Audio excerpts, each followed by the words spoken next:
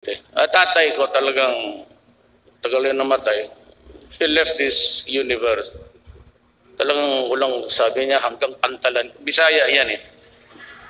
That's a cliche or an idiom in Bisayan. Pag sinabi hanggang pantalan ka lang, ibig sabihin yung kargador ka lang. Sabi ng nanay ko, Rodrigo, ang teacher yun eh. Wala ka nag-ipag-asa kasi 75, 70. Tumatama na yan. Basta makaakyat lang, parang hagdanan niya eh. Stand by my side. Ubusin natin yung bad boys. Kasi ako bad boy noon. Nag-graduate naman ako. Good boy na ako ngayon. Ngayon dito ha. Si Sunny Dominguez. Kababata ko to. Tabaw. Since kindergarten. Valedictorian yan. Valedictorian. Sa namin sa high school, si Kanyer, nasipa ako. Siya patuloy ang valedictorian. Ako napunta ng Digos, Davao del Sur. Ang tagal. Na took me 7 years sa high school. Palak mo yun lang. Sabi ng nanay ko, Rodrigo, ang teacher yun eh. Wala ka nag-ipag-asa kasi 75, 70. Tumatama na yan. Basta makaakyat lang, parang hagdanan niya eh. Kung hindi ka makailangan na mag-95 malayo, hulog ka ba dyan? Handa lang.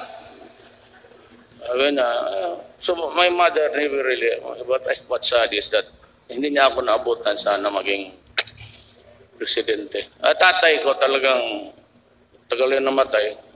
He left this universe. Talagang walang sabi niya hanggang pantalan. Bisaya yan eh. That's a cliche or an idiom in Bisayan. Pag sinabi hanggang pantalan ka lang, ibig sabihin yung kargador ka lang. Tatay ko, ikaw? Hindi kami no, when he died, hindi ko siya magandang relasyon. Hindi siya believe sa akin. Ikaw, pantalan ka lang. Si kargador, gusto mo? Sabi ko, basta bayaran lang ako, sige karga ko. Okay naman yan. 75. Sino ba? Yes, karumate ko man to. Karumate kami sa law school. UP siya, pati pa San Pedro ako. Bright. Duresa. Doon ako napunta sa high school na nandoon si Duresa. Naabutan ko siya. Nauna pa siya graduate sa akin. Anak niya. High school. Ano ba to?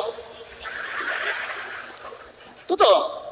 Duresa sa valedictorian pag-graduate. Puro yan sila valedictorian. Ang defense secretary, John Lorenzana. Alam mo, hindi ko alam yan. Pastor Kibuloy is from doon pinanganak, Cotabato City. Si Delvin assigned on he brought in the second 1 battalion of Scout Rangers noon. Davao, magulo. At siya, tapos nakilala kami because I was mayor. Kaya siya, nung naghanap baka pa ako, valedictorian. Alam mo kung sinasabi sa akin? Pastor Kibuloy. Yan ang valedictorian namin. Sa PMA ito.